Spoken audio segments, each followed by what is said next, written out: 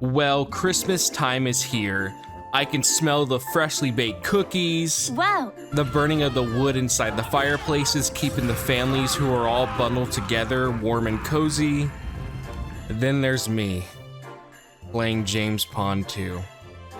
I don't give a fuck. Say your ass bitch. I don't give a fuck. Freaking Chris, I don't give a fuck. Talking shit about me, bitch. I don't give a fuck. You gotta fucking put up. Now I know what you're thinking, and yes, this is a Christmas game. It's about as Christmas as Die Hard is, but it's Christmas nonetheless. Funny enough, the Die Hard game was on the list of choices I had for a holiday video, but I decided to go with this instead. My reasoning was because I thought at first this was going to be a quick and easy video to put out in between my larger projects, as I'm writing this script 12 days before Christmas, so better start cracking down, future CQ. But oh boy, did I not know how deep this pond really is. James Pond has so much weird lore and random things to discover, from lost media ports to animated cutscenes and even a secret room the developer of the game made for his then girlfriend, now wife, all packaged into an experience that seems to be on everything that possibly could run it. Oh, trust me, you thought Doom was on everything? James Pond can be played on the Amiga, Atari ST, DOS, Genesis, Super Nintendo, PS1, PS2, Game Boy Advance, DS, and Switch. And this still isn't all the ways you can play it, funny enough. I'm more surprised it never made it to the Leapfrog at this point. Also, the majority of these versions all have unique things to them, so you already know how it is. I'm going to talk about James Pond and really see what we can catch. Also, how fitting of me to talk about a game that has a fish in it for Christmas. Just saying now, fishing video part 2 will happen, I promise. James Pond came to be because of one man known by the name Chris Surreal. You may know him from the games he worked on, which are Medieval, Prototype, and James Pond 1 and 2. I love that he went from like a super wacky platformer about a fish to the one where you can brutally kill a person and take over their body. They grow up so fast. I found an interview where Chris mentioned he was inspired to be in the gaming industry since he was 11. He toyed around with his first computer, the Atari 400. I also know I'm old now, but man, looking at this is probably the same way most Zoomers get when they look at the original Game Boy. Brick looking system. Dude, I really want to punt this into the wall. I feel like it's very kickable. Chris did find it quite tough to make anything on the Atari, which I mean, I see why. So he upgraded to the beefiest system in the early 1980s, the Commodore 64. This was like the equivalent of running a 4080 with a hamster inside trying to power it. Or so I'm told. I mean, I grew up with the GameCube and Nintendo 64, so I don't know, man. I don't know nothing about these systems. Once he acquired the new tech, he was able to teach himself assembly language. This then opened the floodgates for him to create demos and sprites that he used in the stuff he made. His first real paying job he got was for Steve Bach. They met each other one day at his job. Steve Bach at the time was known for doing the code for some well-known Commodore and Amiga games, but usually just had other people make the art for whatever he produced. This was Chris's big break, as he built a portfolio disc to show him and soon was brought on to do the art for The Spitting Image, a game based off the TV show at the time by the same name. I really want to talk about how impressive this is, since he was 16 when he did all the art for it, and apparently all this took him only 3 months. However, his first chance of being an actual employee for a company didn't come till he graduated, where he dropped everything to pursue game design. Luckily, it didn't take long to acquire his first job, since he already had experience with the Amiga. He was able to land a position at a very small studio known as Vectrodine in Derbyshire, which is Chris's hometown. With only 3 employees at the start, his workload consisted of graphic design. He said it took a few projects before he was finally able to show his true skills in the part of design he was most passionate for, this being programming. With his first major project for the company being none other than James Pond. He was in charge of not only the programming, but the graphics and design for the game. James Pond 1 is pretty impressive for the time, as the Amiga isn't the most advanced tech even back then. You were limited to only 5 play fields, and each one could only display 8 colors at a time. with the 5th playfield being used for scrolling or parallax mapping. Chris said he was able to work around the limitations of the Amiga by having the game have 32 colors, with the palette being the same 16 colors for each half, with the 5th plane moving independently from the rest. This is why it really pops over a lot of the other games at the time. There's actually a good amount of examples where he got creative with how the colors could work, and it was easy for him to justify these as it fits the game's tone. You can really see this with the level start screens and UI for health, as it just outright has a rainbow for the design. But it wasn't all sunshines and rainbows for Chris, as James Pond almost caused their company to get sued. At the start of the game, we can see what looks to be a recreation of the well-known MGM lion roar, with it even using a Bit Crush recording of the same lion used in those intros.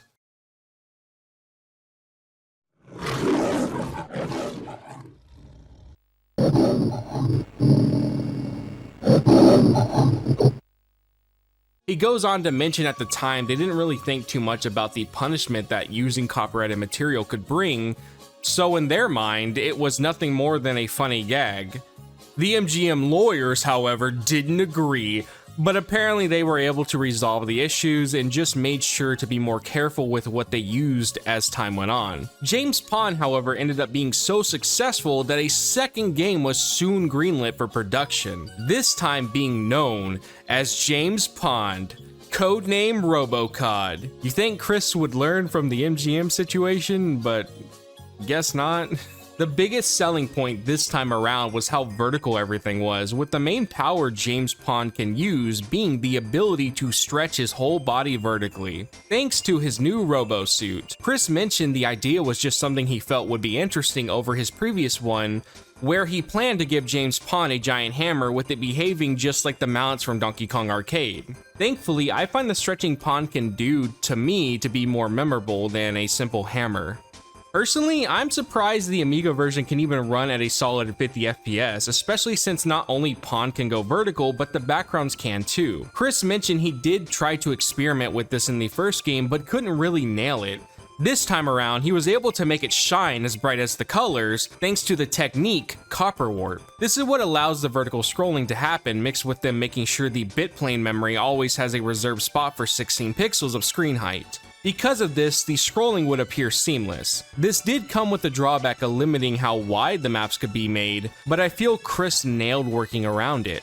James Pond 2 was a lot easier to create as well over James Pond 1, since the Amiga version has a built-in map editor that made designing and playtesting whatever the devs created a simple load up and play. However, while they were hard at work cranking out the Amiga version, EA reached out to the devs and they ended up signing a deal to work on a Mega Drive version of James Pond 2. The issue here was this version needed to come out first. This resulted in one of the biggest differences that I feel makes the Mega Drive port the worst way to experience the original vision Chris had. You will notice all the backgrounds are black. Compare that to the Amiga and hell, the Super Nintendo version. They're more vibrant and crazier to look at. That's because the Amiga backgrounds weren't even worked on till the last 2 months of development, causing Chris to have to speedrun the game's story over small details like that for the Mega Drive port.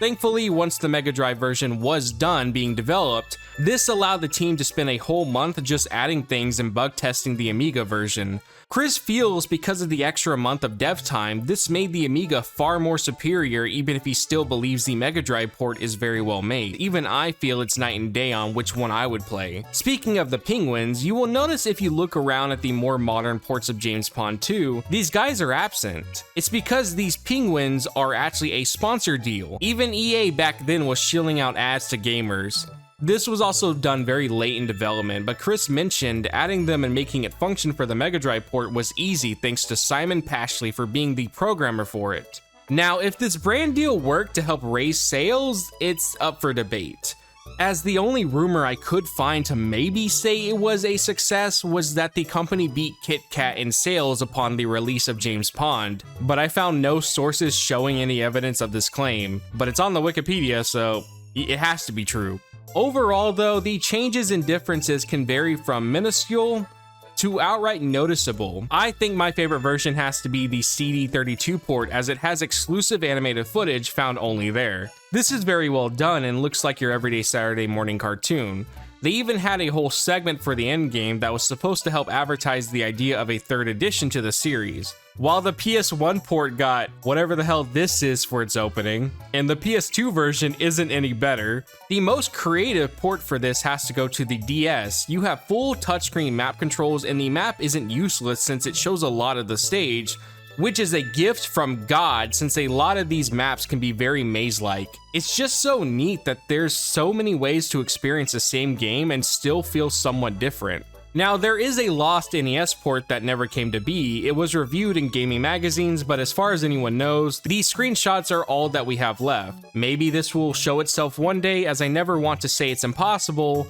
As hell, we got Dinosaur Planet, and I always stood by we would never get a playable version of that. Now, I think it's time to splash on into the glory of what James Pond has to offer. I'll be playing the SNES version for a specific reason. Now, as I stated before, I had a list of Christmas games I wanted to cover, from the likes of Die Hard, the new Grinch PS5 title that dropped, but I couldn't find it for anything less than $40, and I'm not that desperate, and this Christmas on rail horror shooter. But I decided out of all these I would settle on James Pond. It's because of this screen here. You see, I actually played this growing up. I can't remember liking it, but what I can remember is this here, and nothing else. So, what is James Pond about? And what makes it a Christmas experience?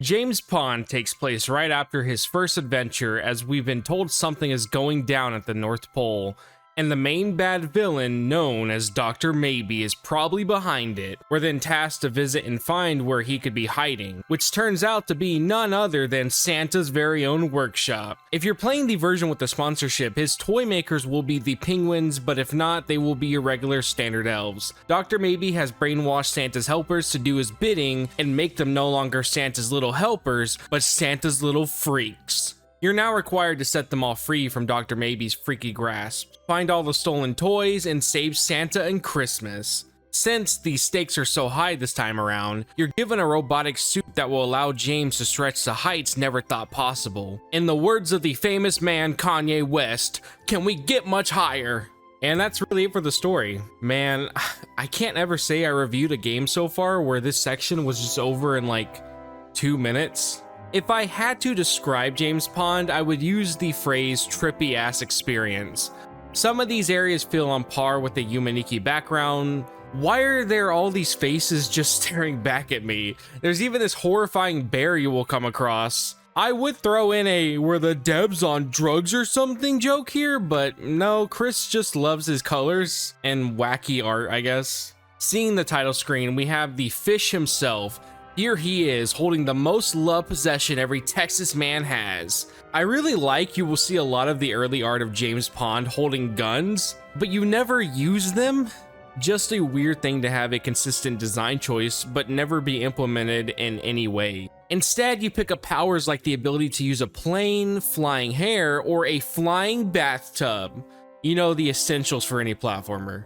With most of these, they just demolish any time the devs spent on designing the levels. I will say having Pond able to just stretch out and climb on the ceiling is quite unique. I see where Breath of the Wild got its inspiration of climb anywhere and everything. This really opens up a lot for the levels to have insane amounts of vertical progression, which is why the gameplay is designed around you looking for the lost helpers, which will then activate the goalpost to beat the stage. It's kind of funny, the first door can literally be beaten in like 5 seconds, as they have an exit post you can run into if you just ignore the arrow.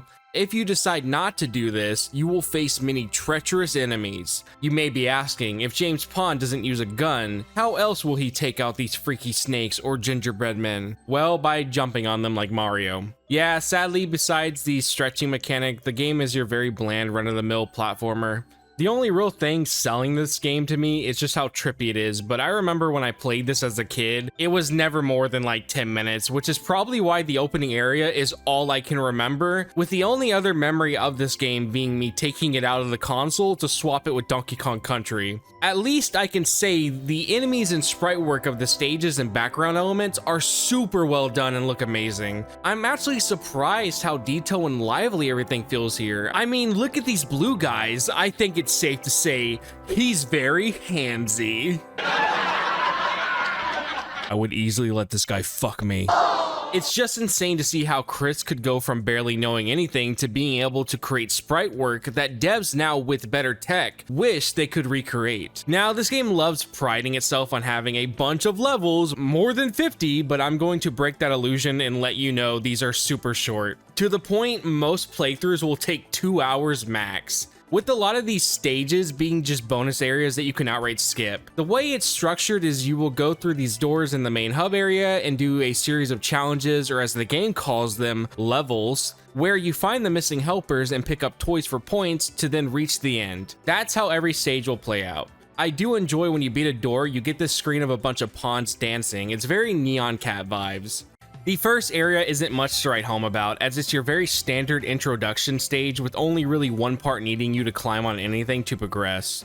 It does have the plane and flying hair forms to use, but overall it's enough to get the player to understand the mechanics, and that's all you can really ask. The second area is filled to the brim with these teddy bears that look so horrifying. Mixed with the fuzzy platforms, it makes me question everything. Look, I get Santa is like magical and whatnot, but what kind of workshop is he running here? I doubt any man named Dr. Maybe could have made this possible. Santa's really on his graphic design is my passion arc. At least this stage ups the danger meters by having platforms that move and require you to time your jumps or risk falling back down to the floor below. You even have more places to use your stretching powers, as you will reach a dead end with the only option left is to go up. One thing for me, it's a very weird thing to get used to if you're very big on the traditional formula for a lot of 2D platformers.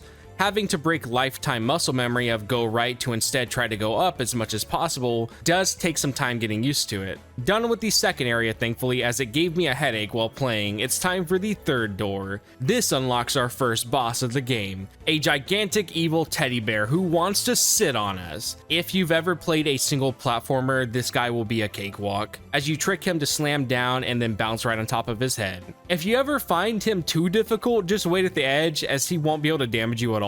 The next location is Candy Cane Theme, as you jump around cake and spoons while the background is full of the classic red and white swirls. I like the theming here, with the plates and utensils acting as platforms mixed with the dessert motif. It's way better than whatever the last world had going for it. My only issue with this area is most of these stages barely last 30 seconds. Like the last one for this door is legit a straight hallway with some spikes to avoid. The next part has us jumping on trains to reach blocks super high up. It's again a nice way to show how tall these stages are, but this is really all this level brings. But the one after isn't any better, as it's a auto scroller that has pawned on top of a real train, and the way it moves makes me want to vomit. Plus, the train is super fast, and near the end, it's very easy to get stuck here and die instantly. Thankfully, this only lasts about 30 seconds like all the other stages, and then we're now dealing with platforms that require you to guess which way they will fall, as some will go up, and others obviously will go down. But be careful not to get crushed, as it's a instant death if you do. I actually really despise this level, as I realized here just how slippery Pawn can be. And it doesn't help a lot of the time the Super Nintendo version runs like I'm watching a PowerPoint presentation. It can feel at times like he's always walking on ice or in slow motion, which would more than likely lead to my death. God forbid you get him anywhere near an incline, and without fail, he will shoot down it like we're playing a good platformer. I can say at the very least, James Pond is the last game I expected to have momentum-based movement, but here it is. Regarding these stages, if it's not obvious by now because of how short these are, the game is always throwing new things at the player to help make it seem like there's more content and things to do than there actually is. Funny enough, you would think the stretching mechanic would get used more often, but besides some one-off times where you need to get to a higher part, it's so underutilized for the majority of the levels. I found myself using it more because I wanted to see if it was possible to skip areas, or because I saw it was easier to just climb over the pits than actually doing the platforming the game wanted me to try. This stretching ability starts to overstay its welcome when you get any taste of the power-ups. These aren't all that rare either, so I'm always beelining straight for them, as I would rather fly instead of using the slow ass movement that the ceilings bring. It's actually kind of sad, as I do think the concept is interesting. I just wish more was done with it. Like have James grab switches high up and pull them down with his body, or use it to push platforms up with his head. I don't know, man, I'm not a game dev, but these alone could add some ideas to the stages besides a means to just get to a higher part. But instead, we get a lot of copy and pasted vehicle transformations.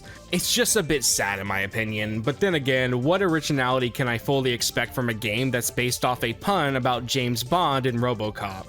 Our next boss is a giant evil card, and you take him out by jumping on his head, but this one is even easier than the last one, since it's very easy to stun lock him. The bear at least had you move out of the way and use the platforms to reach him, but the car one, it's a simple just murder till he's dead. I had some analogy here, I don't fucking know. Now the flying bathtub world is upon us, so we can wash off the crummy feeling the last boss gave me. The colors and aesthetics for this stage I really like. It's very comfy and dreamlike. I could deal with it not being a auto-scroller, however, but you take what you can get. It's not like the stage really asks anything from the player, since the whole time you're just flying till it ends.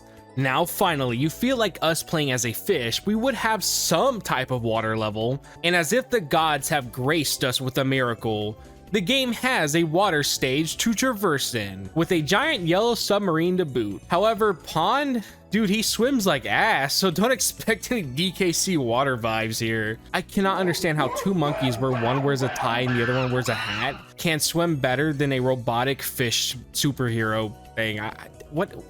Dude, Pond looks like a frog to me. Okay, this is just me, but I really cannot see a fish when I look at Pond. I see a frog, and then one of my friends said that he looks like the baby dinosaur from this show where they all die at the end. If you don't believe me, look it up. Literally, a meteor crashes and this whole family dies. Okay, tangent over.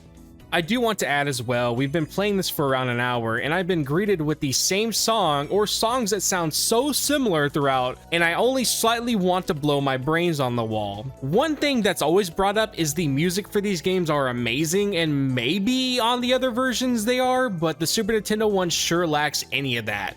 Besides the random song that plays at the title screen.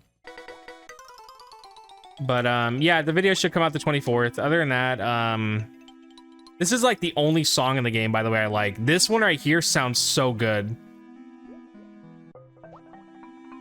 Like, this sounds like some Donkey Kong Country David Wise crap. It's like, it's really good, and then like the rest of the songs in the game suck. But this, like, this sounds so good.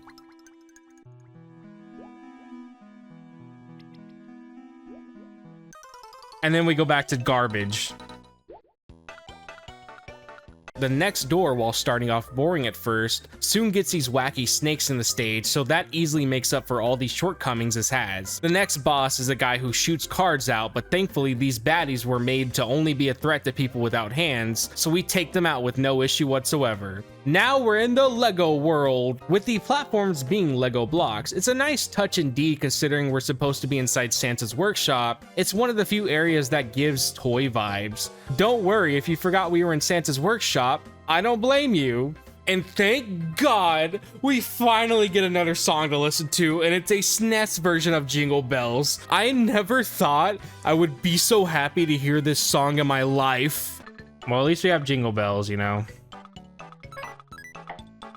Definitely makes it a whole lot better. And look, we beat the stage. You know, since we're finally getting new songs, maybe this is a good sign for things to come. You gotta be fun. On to the next door. It's musical themed, as you can see what appears to be records and speakers all around, with a little pun on one of the stereos that says Boney instead of Sony. Get it? It says Boney because I want to bone the developer. Thankfully, we do get an actual interesting designed area with these music sheets acting as platforms to traverse and jump across.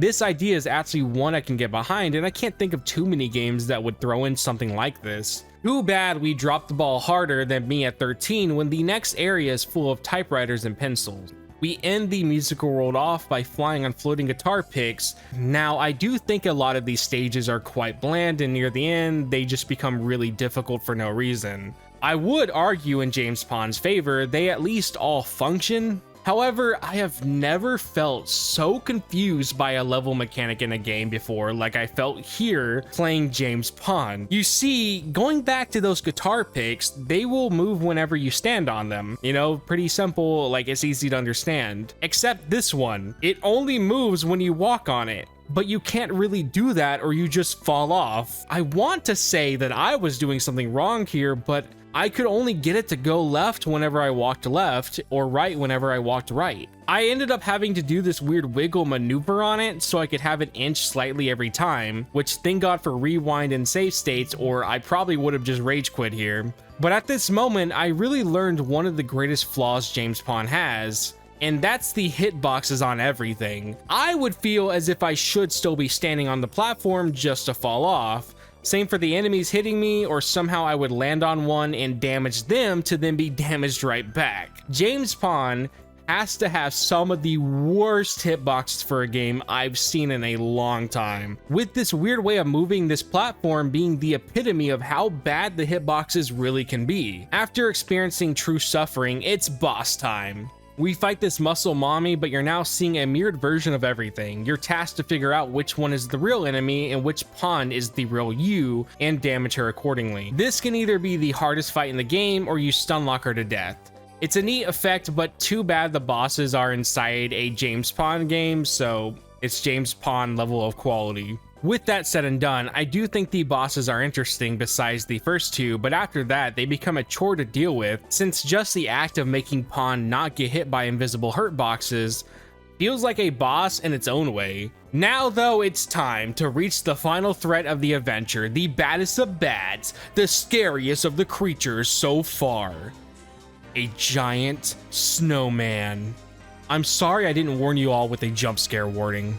I feel this boss would be somewhat fun to fight, as it requires you to jump on his head to reach him or the little snowmans who walk on the floor below. Till again, you realize this is James Pond, so you have to deal with some of the worst hitboxes I've ever seen. At first, I couldn't figure out how to really hurt him, as I would go to jump on his head, you know, the same way I've been dealing with all the other bosses, and then get damaged for it while still hurting him. It turns out you have to hit him whenever he throws his head off, but again, this is a James Pond experience, so don't let this sound easier than it actually is. Thankfully, like my childhood dreams, he's now dead and gone, as Dr. Maybe himself appears and tries to flee our capture. But before he could make his grand escape, Santa drops his sack on him and saves the day. It's now time to fly off and deliver the presents to the world. We get text hinting at the third game, and that's James Pond. One of the better Christmas experiences you can have, but the novelty of stretching really high and how weird everything is wears off after beating the first boss for me. The third game did happen soon after this came out and seemed to have split reception from players. Sadly, after this, all James Pond would ever be is a Rayman situation where they couldn't stop porting the second game to everything, and rumors of a new one releasing couldn't stop appearing until in 2013.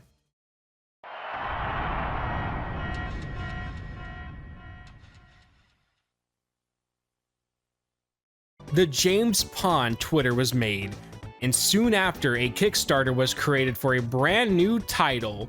Now, before you get excited at the thought of our man James being back in the spotlight, the Kickstarter royally failed. It failed so bad they closed it a week before it was supposed to end. And honestly, after really looking into the Kickstarter campaign, I see why. They treat James Pond like it's the god of all games because it did some things that were seen as revolutionary. Weirdly enough, they made sure to bring up having product placements being one of those insane feats. James Pond did some pretty revolutionary stuff in its day, from non-linear gameplay and playable sidekicks to product placement and vehicles in a platformer. Like, no offense, this game isn't Sonic, even if this old article wants you to believe he's better, or even Bubsy. At least when Bubsy was brought back, it was talked about for a week. I can say I've heard some of the weirdest and obscure titles from people, but one game I've never heard once mentioned by anyone is James Pond. You know your platformer reboot isn't going to happen when even Bubsy is more talked about than yours is. The second reason why this was never going to be funded was because they wanted $127,000 to make this happen. To put in perspective how outrageous this is, they're asking for over $100K to make a 2D platformer about a fish whose most well-known trait is he can stretch, and even that was underutilized in James Pond 2. A Hat in Time, which is a campaign for a game that would be harder to make, that's also 3D, and has more advanced movement and tech, animations, and sound design, and these guys asked for only $30,000. The third reason for why this went nowhere is because all they had to show for the reboot they were making was concept art. No game footage, no roadmap, nothing. And they had the audacity to ask for the amount of money they wanted. It didn't help during this time either. James Pond 2 was ported over to the Switch, allowing a more cheaper and modern way to play this beloved experience for fans. This made Chris go on to say he feels this was done to attack their Kickstarter campaign and probably why it was harder to get any funding, but look Chris, I get it. James Pond is your baby and you love him dearly, but the game came out in 1991, and even after porting it to every single thing that can even run a game, it's still not talked about at all. I personally feel the Switch port should have helped push interest, if anything, as people would have played it and went, man, this is cool. We need a new one now for sure, especially when the player base on Switch is loving the retro games we're getting, like the Rainbow Cotton series. This should tell you that this just isn't it. Granted, I'm saying this about a Kickstarter that ended in 2013, so I'm sure we're all aware by now. Now, the final nail was the fact the devs decided to end the Kickstarter early, as James Pond was only able to earn a whopping $20,000. Not even over 10% of what they asked for. Which, to be fair, when you're wanting me to support a retro revival where the Twitter that's supposed to be advertising this campaign makes a joke about COD being its favorite game twice, might I add, and it's full of them retweeting anything that could remotely do with James and even acting as if the ad they clearly paid for to be in the newspaper wasn't from them, it's just again so obvious why this failed. But hey, it's Christmas, you know, the time of miracles. If only Santa could make a fourth game for us, then Christmas just wouldn't be ruined. Wait, is that who I think it is? Oh, it is. Yeah. Ho ho ho! Ho ho ho! Ho ho ho! Ho!